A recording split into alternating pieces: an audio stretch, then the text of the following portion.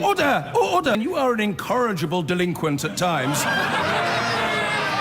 Behave yourself, man! So Boris Johnson has insisted that if he's Prime Minister, Brexit will happen on the 31st of October, come what may, do or die. As campaigning in the Conservative leadership election stepped up a gear, he challenged his opponent Jeremy Hunt to make the same commitment. Mr. Hunt kept up his attacks on Boris Johnson's character, claiming only he has what it takes, close to close a deal on Brussels. Our correspondent Paul McNamara spoke to Mr. Johnson as he campaigned for the support of the Tory grassroots. For weeks, the question has been, where is Boris Johnson? After nearly a month of a submarine campaign avoiding the media, these people were hoping for a sighting of the lesser-spotted Tory frontrunner, and we were hoping for some answers. Afternoon, Mr. Johnson. Will we definitely have left by November? By November, you bet. Definitely by November. And if we haven't, will you resign? We're going to leave by now. Would you resign, though? We're going to leave by November, and we're going to recover a long-lost sense of energy and can-do spirit, which is what this country needs. And is that after you've renegotiated a new deal? We will get a great deal.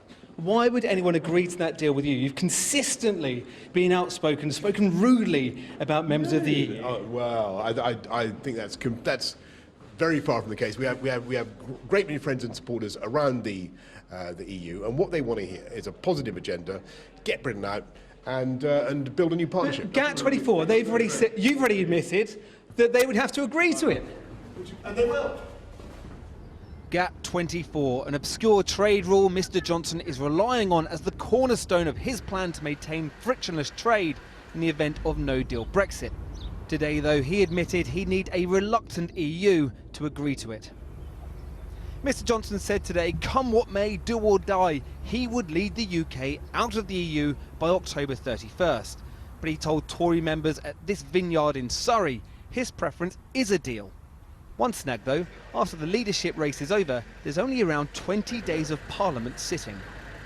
Mr. Johnson, there isn't time to strike a new deal, is there?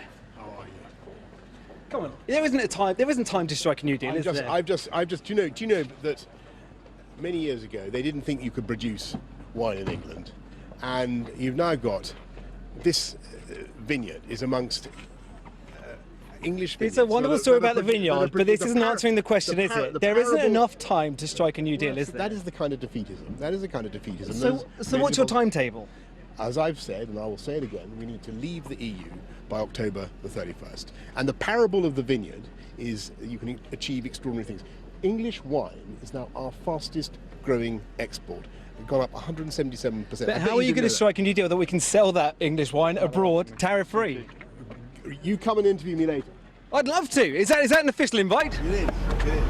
It is, he said there in case you missed it, and said after a full morning of eventually doing interviews. And the first question he was asked, what happened during a domestic dispute on Friday night, and did he and his partner facilitate distributing this picture yesterday?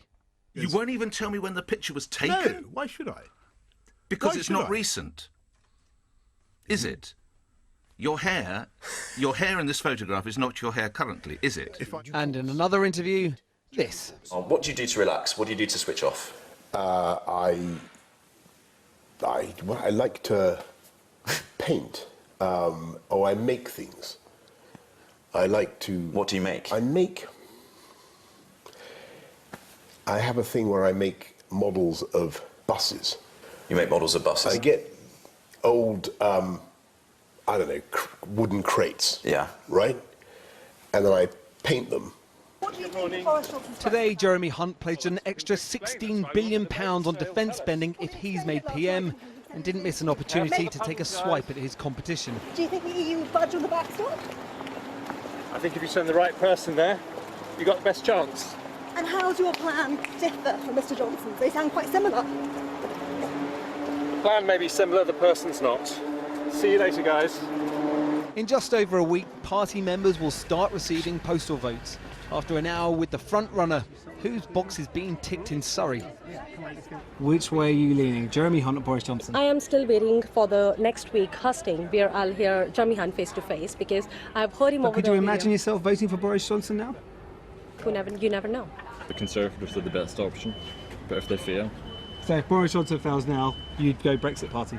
I'd say so, yes, yes. After seeing Boris Johnson in there, you're completely convinced that come November 1st we'll be outside? If anybody can do it, he can. That's an if anyone can do it, not we definitely will. Well, we've got to, or there'll be riots. Like a certain amount of fat in the sausages, but nice and lean, good free-range pork to make our sausage. Boris Johnson finally showed up for media appearances aplenty today, but he's still refusing to take part in a debate on Sky News tonight. And with his rival increasing attacks on Mr Johnson's character, will he keep his head above the parapet for the rest of this race? Well, how exactly do Boris Johnson and Jeremy Hunt think they'll break the Brexit deadlock? We decided to fact-check some of the claims made by Boris Johnson to the BBC with a professor of European politics. I think people deserve to hear what's going on in my head. Well, at least we can all agree on that. But what about the claims emerging from our potential Premier's head? How do they stack up?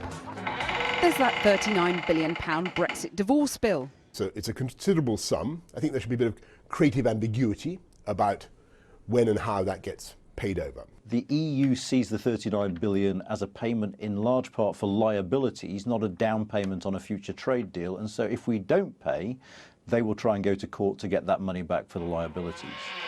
And what about that Northern Ireland backstop bind? There are abundant technical fixes that can be introduced to make sure that you don't have to have checks at the border. In one sense, Mr Johnson is absolutely right. There are all sorts of technologies and there are all sorts of checks that can be done away from the border. The fact remains, however, that no border in the world works on the basis of just those technologies and those checks alone. All borders that aren't within a single market and a customs union have some form of checks.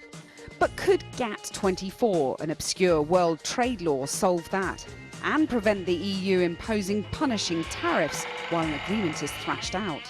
That is the way forward. What you can't do is unilaterally use a GATT24 solution. But what you could do is agree with our EU friends and partners to go forwards together.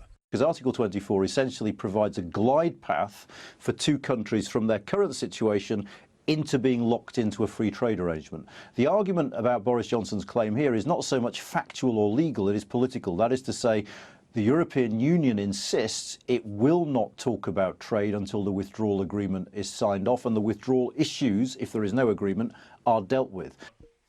So if it's all a bit heads I win, tails you lose from Boris Johnson, then what about rival Jeremy Hunt? What's behind those eyes? I'm absolutely clear that if we take the right approach to this, the Europeans would be willing to negotiate on the package. If genuinely there was a solution to the Northern Ireland issue that didn't require the backstop, there would be no problem in signing up to the backstop because it would never be used. So the EU would simply say in response, I suspect, is that's great. We can't wait to hear what your solution to the backstop is. In the meantime, sign up to the backstop so we have an insurance policy in case, for whatever reason, your solution doesn't work. Mr Johnson. Fundamentally, both men believe they have the personality to persuade Europe to give enough to get MPs to vote for the deal. Will the eyes or the head have it? Plan may be similar to... Well, joining us now is one of Mr Johnson's backers, the government's Solicitor General, MP Lucy Fraser. Lucy Fraser, thanks you indeed for joining us. Now, are you resigned to a no-deal Brexit? I would like there to be a deal, and I think the best way of securing a deal is to ensure that you keep no deal on the table. To prepare for no deal so that the EU knows that you are serious about no deal, but negotiate very hard to ensure that you never have to go down that road and that you do indeed get a deal at the end of the day. But as a lawyer, you will know that these protracted discussions and working out will take a considerable amount of time. And we have been told by the Institute of Government, Professor Menon and others, that this is not possible in 20 days, which is what you have time to negotiate in once everyone's back from their holidays. Well, you're right that negotiations take time, but we've taken a few years so far to come to where we are. And what we also know, and what I know as a lawyer and many other people who do deals up and down the country in their own businesses will know, is that often deals are done at the 11th hour when parties see that there is no other alternative. And what we do know is that the EU, like us, do not want to leave without a deal. It is in both sides' interest that we secure a deal. So I really hope that at the end of the day, as time closes in on us, that the EU will recognise that and that we will leave the EU with a satisfactory deal for both sides. Well, again, as a lawyer, you will know that the GATT24 allowing some kind of a trade deal thereafter only works if both sides agree. And they're not going to agree if there's a no-deal sort of collapse. That therefore means that in your constituency of South Cambridgeshire, your farmers, lamb exporters, will face tariffs of 67%, 80,000 tonnes of sheep meat to the EU, which accounts for 95% of UK exports. Beef exporters to the EU will have 85% tariffs. Now, what do you think your constituencies will do, having had to deal with that? I think what's really important is that we have an interim arrangement pending any deal. That's what Boris Johnson has talked about. That's what was in the withdrawal agreement, and that's what makes sense for both sides. You're absolutely right that we need to protect farmers up and down the country, in my constituency and otherwise, but we can look at ways to do that, and one of the ways to do that is to secure a good interim arrangement, which is set out in GATT. But as one of your people said that you interviewed on the video clips, said this is a political issue largely, as well as a legal issue, but largely political, and it is in the EU's gift to negotiate this with us in the interests of both sides. Well, there's not going to be great goodwill if we haven't paid the £39 billion which we owe. It's not something of grace and favour. We owe it. So if we don't pay that, there's going to be trouble. And what about the backstop? He says Mr. Johnson says there's going to be abundant solutions. Nobody's come up with one. Well, nobody, what we do need to agree is that there is protections in relation to Ireland, but this is something that the UK put forward. The backstop was something that the UK put forward, and so that is still open to discussion if the EU are willing to do that. How is he going to get goodwill from Europe, given all that he said in these last few days? Well, I think the EU have already said that they will negotiate with him.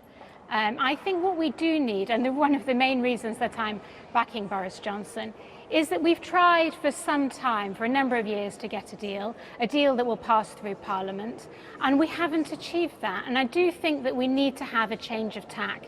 We need to have a change of approach. We need to have a change of tone. And I think that Boris Johnson offers that. And I think as our closest neighbour, the EU will negotiate with Boris Johnson if he becomes Prime Minister. Lucy Fraser, thank you very much indeed for joining us. Thank you. Thank you. Kathy. Thanks, John. Well, earlier I spoke to the Conservative Minister, Margot James. She's supporting Jeremy Hunt for leader of the party. I began by asking her about a letter Boris Johnson had written to Mr Hunt saying dithering over Brexit has had a terrible impact on democracy. Well, I think dithering over Brexit is not the way I would characterise it. The Prime Minister's put a deal before Parliament 3 times. I've backed it 3 times. Many other Conservative MPs have done the same. A cadre of people who are opposed to the Irish backstop in any form have held it up for the rest of the country. And that is a disgrace, and I don't see that changing automatically unless whoever is elected can get some change to that backstop. But do you have any confidence that whoever's elected, the candidate you're backing or Boris Johnson, that anybody can get a change to that deal when the EU has said they won't reopen negotiations? Well, I agree that it is a long shot, but I do firmly believe that if anybody has the chance of getting any change at all, it is most definitely Jeremy Hunt, our current Foreign Secretary. He has a good relationship with the Commission, he has a good relationship with the rest of Europe, and I'm afraid his predecessor, Boris Johnson, has none of those benefits, and I don't see him getting anywhere with Europe. I think if anyone can get anywhere with Europe, it is most definitely Jeremy Hunt. But Theresa May had a good relationship with Europe, pretty much. I mean, if she couldn't do it, how can he? There is the prospect of someone new garnering some support, but I seriously don't think that Boris Johnson's got any chance of that, which is why I believe that he is so gung-ho about leaving on October the 31st with or without a deal. I think that's because deep down he knows he's very unlikely to get any movement from Europe, and therefore he's got to promote this deal or no deal departure come what may. But Jeremy Hunt has also said he would be prepared to leave without a deal. Do you believe that he would? He has said that, but I do think that he has also said that if there was a prospect of getting any revisions, that he would, just as Michael Gove said, just as just about everybody else has said, that it wouldn't be worth sticking wholly on October the 31st if there was a deal in prospect, if there was some revision in sight that happened to take a little bit longer. So he certainly wouldn't leave on October the 31st, come what may? I think his position, Cathy, is that he is prepared to leave without a deal, but only after the prospect of some kind of renegotiation is exhausted. Isn't that a betrayal, though, of the people who've been waiting for Brexit now for 3 years? Well, I think the betrayal of the people who've been waiting for Brexit for 3 years lies solely with the people in Parliament who've held Brexit up. It's certainly not the fault of the Prime Minister or Jeremy Hunt. The fault lies clearly with the MPs who have voted down the deal each time. So in that case, would you be prepared to consider joining your colleagues like Tobias Ellwood and Ken Clarke, who would vote down the government, trigger a motion of no confidence in any government that takes the UK out of the EU without a deal? Well, I would hesitate from giving that commitment right now, because I do believe we've got the prospect of a good Prime Minister who is going to put his all into securing a decent negotiated exit from the European Union, which is in line with the referendum, but also can be managed in terms of the economic and security interests of the country. And I want to give that the fair chance it deserves before deciding what I might do if things don't go to plan. Do you think some Conservatives would quit the party, though, if it came to the point of leaving without a deal? Well, I certainly think that there would be Conservatives that would vote such a proposition down in Parliament, yes, even if it meant the fall of a Conservative government. Yes, I do think there are colleagues that would do that. Margot James, thank you very much. Thank you. Perhaps Boris Johnson has been right from his point of view to stay out of the limelight. When he opened himself up to interview and scrutiny today, he faced a great many questions, or rather one, asked again and again over the photograph which appeared to clearly show that he and his partner Carrie Symonds had smoothed things over. Pressed on the picture, he couldn't or wouldn't say whether it had been taken before or after police were called to their flat. We've been told tonight that it was indeed taken in Sussex on Sunday, so what is going on? I'll discuss with Robert in a moment. But if he was silent on the picture, he did have plenty to say about Brexit, promising that if he got the top job, he would deliver it by the 31st of October, do or die, as he put it. Nice lean, good free-range pork. Considering it was a butchering from the media he was worried about, Boris Johnson was surprisingly happy to give the cameras some red meat today, even paying for it himself. Christ, talking of which, where's my money? Finally out on a walkabout in Surrey, this is his cup of tea. But while today's affection wasn't staged... Can I count on your support in the lead? Yes, definitely. The questions continue about whether this scene with his girlfriend was quite so genuine. Boris Johnson still refusing to say if the photo was really taken after a reported row. So that's a state secret when the picture was taken. So when was it taken? It's not a state secret. It just happens to be something that I don't want to get into. Because... You won't even tell me when the picture was taken? No, why should I? Because it's not recent. Is it? Your hair in this photograph is not your hair currently, is it? If I may say so, this conversation We've got is about now 20... descending into Well, I'll be the judge of that. And so will his party, some of whom think it's actually pretty serious. Ultimately, character does matter. Anybody who stands for Parliament or any form of public office is marketing themselves not only on their abilities, but also on whether they are reliable, whether they have integrity, whether they're honest. Questions which followed Boris Johnson to his next interview, and this time the topic of Brexit, as he insisted he could be trusted to leave on time.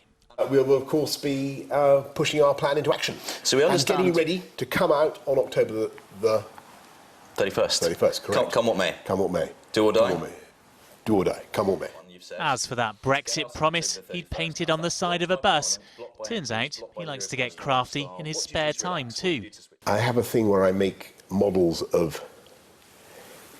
when I was in London, when Mayor of London, we build a beautiful... I make buses. As for his rival, today Jeremy Hunt was getting advice on the contest from the winner of another, meeting this year's champion of Britain's Got Talent. May I wish you luck, sir? Thank you very much indeed. Along with other Chelsea pensioners, as he promised more money for the armed forces. But as for defending against a delay to Brexit, he'll only say that he thinks he can get a deal in time. I think if you send the right person there, you've got the best chance. And how do your plan differ from Mr Johnson's? They sound quite similar. The plan may be similar, the person's not. Tonight, Boris Johnson was still being asked the same question. Mr Johnson, can the country trust you? But it's not the country, just the Conservatives he'll need to convince. Paul Brand, News at 10. OK, well, there is a bucket load to discuss here. Look, I guess the issue about this photograph is you say you don't talk about your private life, then this picture is mysteriously put out there showing all is well, then there's a question of when it was actually taken. Yeah. It feels a bit chaotic to me, the handling of this, rather than necessarily conspiratorial. Is that where we're at tonight?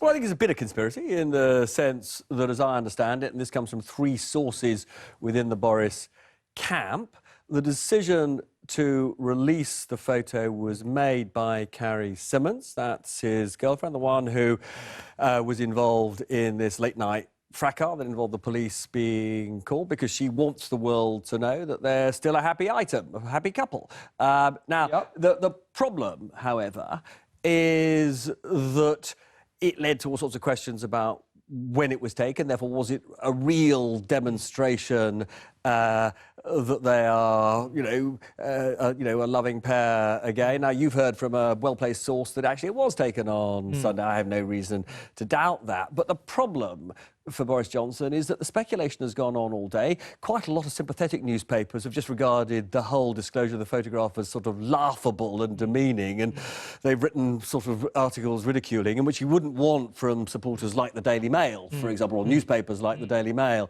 for example. So within Boris's official campaign team, although they've been working, as I understand it, very closely, actually, with Carrie Simmons, who, remember, was the Director of Communications of the Conservative Party. They have been working closely with her. She has, for example, been very involved in coaching him how to persuade MPs to come over to his side. Nonetheless, I think they are a bit critical of this operation because they feel it has knocked them off track for another day. OK. Just very briefly on that, change of staff tonight in his team, potentially. Yes. Now, again, this, I think, might be seen by some people as him not having quite the sure touch that he had when he was lobbying MPs to support him, now that it's moved into this second phase of trying to get the votes of Tory members, because the appointment of Ian Duncan-Smith to chair his current campaign has alienated some of the Remainers, and he's got quite a lot of Remainers supporting him among the MPs. And there are also some Brexit purists who think that Ian Duncan-Smith is the wrong kind of Brexiter. So it has caused ructions. And we should very briefly deal also with the substance of today. Do or die, we're leaving. How's he going to achieve this leaving on the 31st of October if Parliament doesn't want him to? Frankly, none of us have got a clue. My own view is that he has now nailed his colours to the mast in a completely unambiguous way. And therefore, actually, I don't think he has any choice now. If he cannot get the approval of Parliament, either for some kind of deal, which I don't think he's going to negotiate to take us out, or for a no-deal Brexit, he will have to have a general election. He will have to have a general election based on what he said tonight. Robert and I will soon be doing a programme. No one has a clue. That's of course not true. We know exactly. I just said I had a clue. Come on. Can't attack me for not having a clue when I just said I had a clue. Yeah. Over the last 24 hours, we've seen more of Boris Johnson on his PM campaign than we have since the Conservative leadership contest began. After being accused by his rival Jeremy Hunt of being a coward, it appears Mr Johnson's minders were listening. 3 interviews and 1 walkabout later, what have we learned? Is Mr Johnson a bumbling fool who isn't across the detail enough to inspire confidence? Or is he a savvy media operator who knows exactly what he's doing and is more than capable of charming the nation? Here's Katie Razzle. The story that won't go away. This photo, meant to show reconciliation over the weekend, begs more questions than it answers. 26 times Mr Johnson was asked this. When was it taken? Well, I don't get. Listen, you are. So that's a state secret. You're asking me. So that's a state secret when the picture was taken. So when was it taken? It's not a state secret. It just happens to be something that I don't want to get into. Because you won't even tell me when the picture was taken. No, why should I? Because it's not recent, is it?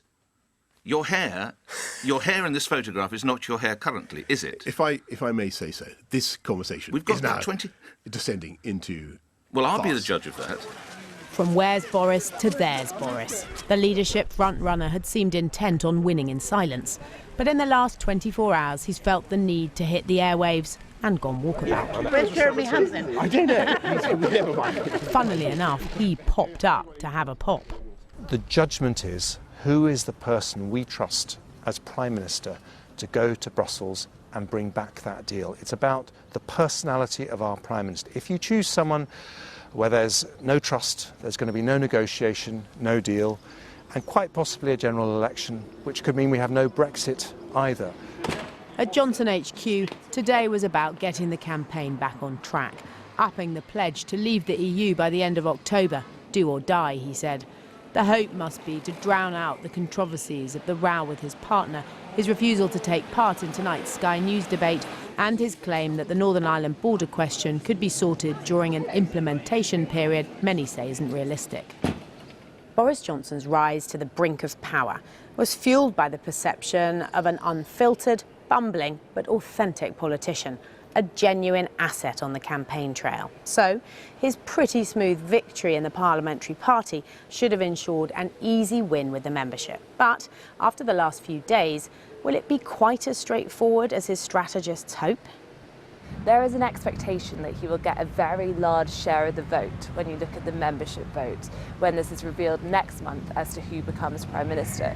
And I think that were Boris Johnson to get below 60%, that would be seen as something that he had lost in many respects, that he had lost momentum. And I spoke to one MP supporting Boris Johnson today who said he has to get above 60%.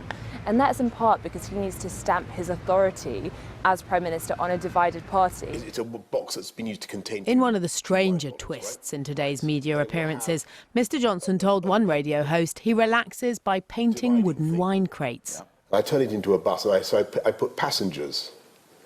You really want to know this? You're making buses. You're making cardboard buses. Okay, that's what you do to enjoy yourself. I paint the passengers enjoying themselves. Okay. The irony of what's painted on the side of a bus won't be lost on Remainers. But whatever his detractors say, might these recent controversies actually see Boris Johnson back on form, trotting out his winning charisma for a party base that often laps it up? Boris, to use a Theresa May phrase, just gets on with the job. And his job right now is to talk about what he wants to do as Prime Minister, talking about Brexit, even talking about the boxes that he likes to paint on. And so he's trying to move the conversation on to whatever he wants to talk about. And that's everything but his personal life. Tonight, the Johnson campaign tried to keep that focus on policy, sending Jeremy Hunt a letter demanding he match their pledge to leave by Halloween, come what may. We're joined now by Andrew Mitchell MP, who's on Team Boris Johnson. Good evening. Good evening. Based on the last 24 hours alone, this Boris Johnson blitz we've sort of had, bumbler or statesman? Well, I very much hope he's going to be our next Prime Minister. I think he's got the necessary qualities for that. I think it's not just about Brexit, where he is the authentic leader of the campaign, which was successful in the referendum. It's also his reputation as the Mayor of London, where he was a very successful one-nation Conservative who not only got elected in what was a Labour city, but then got re-elected on his record for the 4 years. But in the last 24 hours, do you think he's come across as that sort of bumbling, lovable Boris Johnson figure, or a statesman capable of being Prime Minister? I'm also very struck that anyone who supports Boris Johnson always talks about their time as London Mayor, his time as London Mayor, and never his time as Foreign Secretary. Well, it is his record in office, Yes, but it never his time as Foreign Secretary. Bumbler or statesman for you in the last 24 hours? Well, I was with him in Birmingham on Saturday, so I saw him there in the heat of the hustings, and then he came to the royal town of Sutton Coldfield, where he met 400 supporters.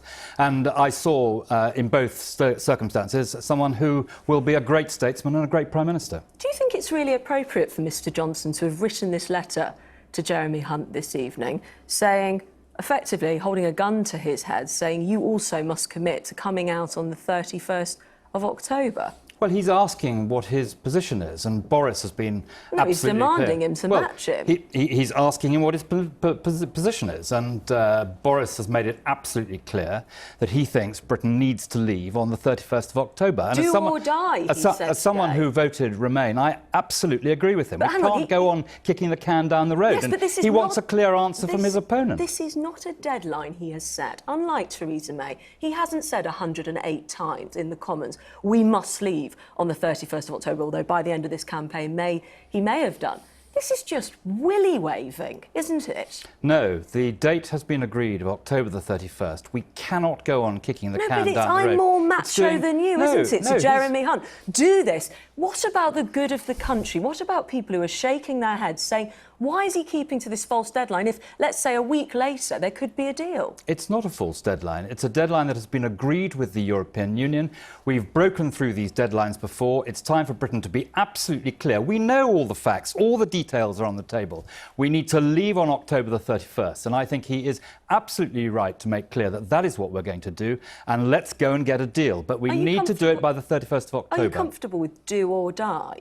I'm absolutely comfortable with Boris being totally clear that Britain is going to leave, hopefully with a deal, on the 31st of October. Hopefully, that's the key. On the 31st of October, hopefully with a deal, but if we don't get a deal, we need to leave. The international humiliation of this country and the deep, deep divisions that we see throughout Britain today mean that we are required now to stand by that date and to leave. You just sound pig-headed. Won't the humiliation be if we leave without a deal, when a deal could have been in grasp only a few days later, a few weeks later, like Michael Gove was saying in his leadership bid? All the details are known. We can leave on October the 31st. All the details are known, and your own party didn't get behind the deal that was on the table. The Yes, Conservatives... that deal won't work. That deal won't work. It's been put to the House of Commons now on 3 occasions. It won't work. What Boris is saying is we want a deal, but we must stand by our decision to leave, and we must leave on October the 31st before any more internal damage is done with divisions in the UK or huge damage to our international reputation overseas. You've become the Conservative and Brexit Party, haven't you? Not the Conservative and Union Party. Gordon Brown gave a speech we'll talk about in just a moment, saying Nigel Farage and Boris Johnson today, he said, had made October the 31st a test of true patriotism. You're no longer the Conservative and Unionist Party, you're the Conservative and Brexit Party. And that's true. You just want to do Brexit by this deadline, come what may. Look, I voted Remain. I'm a Democrat. We lost the referendum. The British people decided to leave. The date has been agreed, extended, and now agreed again for October the 31st. It's been extended due to Conservative incompetence. Everything is known. It's been extended due to your own incompetence. We need to leave on the 31st. And to your point about the letter to Jeremy, what Boris is trying to do is to make it clear that he is going to lead our country from the European Union on October the 31st, and he wants to know where Jeremy stands on that. What turns you on about Boris Johnson? I think that he is the right person to lead this country in the aftermath of Brexit because he led the campaign that was successfully validated in the general election, and I think his record in London, very successful Not his record as Foreign Secretary. His record in London, as he had many things going for him when he was Foreign Secretary, but his record in London as a one-nation Conservative politician re-elected when he was 17 points behind the Labour Party in the polls is an admirable record, and I think he should be very proud of that record in London. Has he got something to hide about that photo that was in the newspapers today, that one from ages ago with his partner? because he was asked 26 times today when it was taken. I can answer a question at maybe first or second time. Why couldn't he answer it? Do you know, I made it a rule never to try and probe into the private lives, It's not a private life, it's about the marriages and relationships of prominent public figures, and I leave that to the gutter press, which I don't think Newsnight is amongst. That is not gutter press question to ask. If he doesn't want to answer where that photograph comes from... The question is when it was from, well, not how it was taken, idea. not what they were doing beforehand or after. Stop trying to paint me into the gutter. I'm asking a perfectly fair question, which is this. Why can our future Prime Minister not answer a simple question as, when was a photo from? Not what were you doing in it, not what were you doing after it, but when it was from, 26 times. I have no idea when the picture was taken, but what I do know is why can't he answer the question? If he doesn't want to answer questions... Look, this is one of the most scrutinised politicians on the planet. If he doesn't want to answer that question, then he's entitled not to do so. He's entitled not to answer a simple question about a publication It's about his private life. It's not about his private life. It's about a picture taken of him and his It's about a planted photo into a newspaper, and we need to know what tricks are going on and what the veracity of that is. That's not an unfair question, and I think it's terribly unfair to call LBC and Nick Ferrari the gutter press to be asking that question. I said that I think that journalists who go after the relationships and marriage details of I'm going after a politicians, timestamp on a photo. That's not for me. I don't do it. I have no idea. I have no idea when the photograph was taken, but the photograph is a private. I asked you very clearly why couldn't Boris Johnson answer the question. We're nearly in danger of 26 times me asking you that. Well, if he doesn't want to answer it, he doesn't have to. Well, we talk about transparency. Is that transparent? I think it's for him to decide whether he wants to answer it. He was being probed on very important questions, like what's going to happen with the European Union, like what sort of a Prime Minister he will be. Yes, but you're all basing the fact that he can get a new deal based on his character. Look, if he chooses not to tell you about the photograph, then that is a matter for him. It's not about the photograph, it's about the date stamp. It's not that controversial. Andrew Mitchell, do stay with us. And to look through what is in the papers, we are joined by Aisha Hazarika and Tom Newton-Dunn. Good to see you again. Evening again. Very dominated with Boris Johnson, Jeremy Hunt, the latest in the Conservative Party leadership race. We can have a look at the Times, shall we, first? Let's pull that front page up. Johnson, to pull Britain out of the EU, do or die. Is this a change? Is it a shift in emphasis? So I think what this is Team Boris Johnson trying to kind of shift focus away from what has been a very tumultuous couple of days in terms of the fallout from his private life and that row with his girlfriend and the police being called. So they've decided to try and pivot the conversation back onto the bread and butter issue at the heart of this leadership contest, which is the B word, Brexit. And he did an interview with Talk Radio, and he basically said, look, we are leaving we're leaving on Halloween, and that is it, and this is a do or die moment. So quite strong language, really throwing a big bit of raw meat to his electorate who really, really care about Brexit. They really want to leave. They don't want any more delay. And it's quite interesting. His language is so specific. I think up until now, he's sort of tried to have a bit more wriggle room in some of his language, but this is very, very firm. And he's basically kind of saying, look, I will do this and I will be prepared to defy Parliament if necessary. And what's interesting about that is that that means there could be a vote of no confidence, and it's possible that some of his own Conservative MPs might vote with the opposition to bring him down because they're so concerned over a no-deal Brexit. And that means that there could be a general election quite quickly. And if there is, this general election is going to be the Brexit general election. It's going to be the second referendum with bells on. And the choice is going to be very binary. If you're pro-Brexit, you're not about a deal anymore. You're in the territory of a very hard Brexit, WTO, no-deal Brexit. If you're a Remainer, you're in the terms of sort of revoking Article 50. So we're seeing this real polarisation around Brexit again, and Boris Johnson's team feels that this is the right fight for him to pivot into. I mean, lots of analysis of the campaign so far. Let's have a look, shall we, at some of the inside pages of the Daily Mail. Their headline is Boris presses the panic button, but there's a couple of interesting bits. They've got the do or die quote. They've got the fact that he's bringing in the former leader, Ian Duncan-Smith, to enter his campaign. I mean, Tom, it feels, doesn't it, as if Boris Johnson's been holding together a very fragile coalition of people with very different views on Brexit in his party. Is this him picking a side? I think that's pretty close to exactly what's happened. So the submarine strategy was certainly seen to have not been going very well at all. We were reporting Monday's paper, there was some pretty heavy divisions. I was told that the old guard, the long-term Boris Johnson supporters who'd been with him since 2016, felt they'd been frozen out by the new guard, people like Gavin Williamson, James Wharton, a former MP, who were very close to Boris and constantly at his side. Boris apparently is like a comfy armchair. He takes the impression whoever last sat on him, and he will run away imbued by whatever it is. This is a simple analogy about an armchair. God only knows what's going on in your petted mind. Don't ask him what's the naughtiest thing he's ever done. Like, that is the question to not ask him during this campaign. Because it probably involves an armchair, which, anyway. Back to my highly political analogy. So, Boris is impressionable, and he had some clever younger MPs, James Wharton, former MP James Wharton, Gavin Williamson, former Chief Whip, rather excellently, simply because he won the support of 160 MPs last week to top the MPs' ballot. Whether you agree with him or not, he won that by a landslide. And they did that by not saying very much, keeping it about sentiment and slightly amorphous rather than pinning down precisely what he'd do.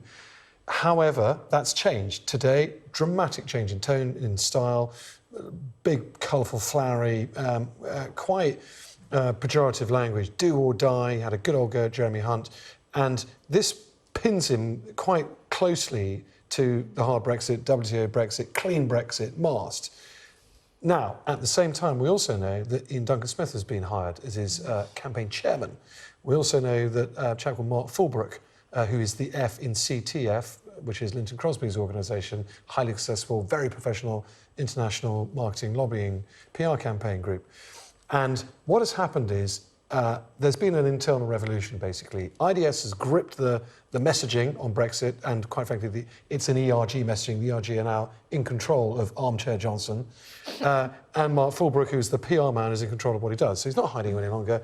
He's out getting his nose licked by dogs, having pints with Dominic Raab, doing what Boris Johnson is traditionally good at, which is creating a fuss everywhere he goes, creating headlines and a good old stuff. But the broader politics are really interesting, because when Ian Duncan-Smith is the answer, you know that you are in trouble, really. This is not a man who is blessed with, you know, a kind of Midas touch when it comes to the public.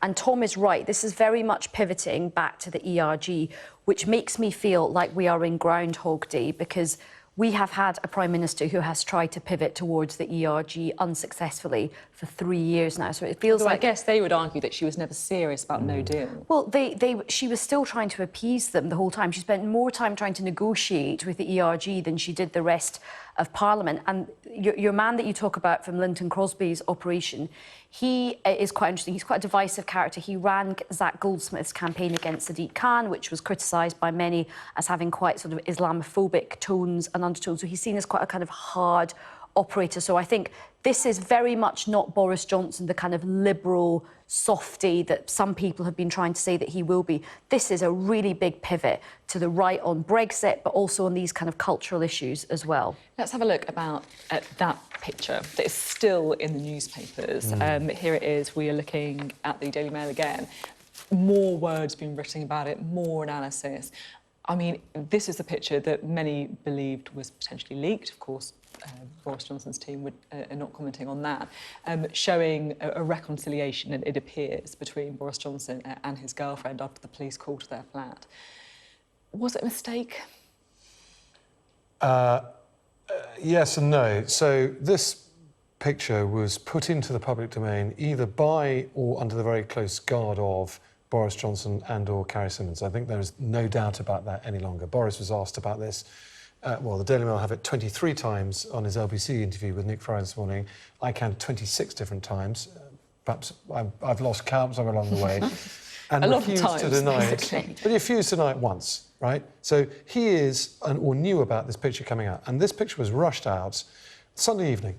I got a phone call from one of Boris's senior PRs to say, well, what are you all doing tomorrow? Surely we're moving away from this Carrie Row thing. And I said, well, actually, I think it's all over our front page again, and we had one version of it, the Mail had another, Mirror had another. And I think on Sunday night they panicked.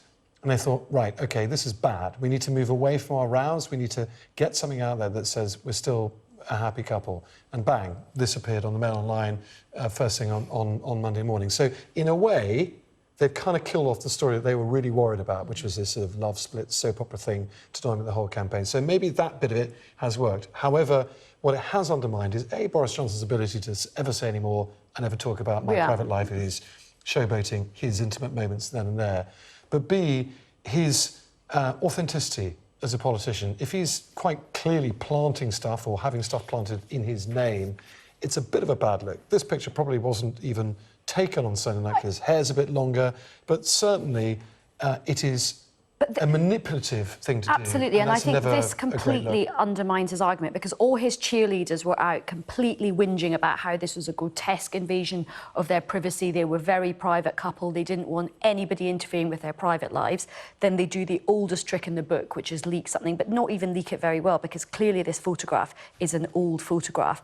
And the LBC interview was fascinating because he was so slippery on it. And one of Boris Johnson's kind of perceived character flaws is that people don't think he's very trustworthy, and then he has got a record of not being straight with the facts. And here he was with actually quite a very good interview in it for I, but often seen as quite sympathetic to the kind of Conservative side, and he was wriggling around. So that is not going to help cement the idea that this guy is trustworthy. Now, before we go to the break, I am keen to talk about the other person in the race, because it does feel sometimes that we just get sucked into the Boris Johnson circus somewhat.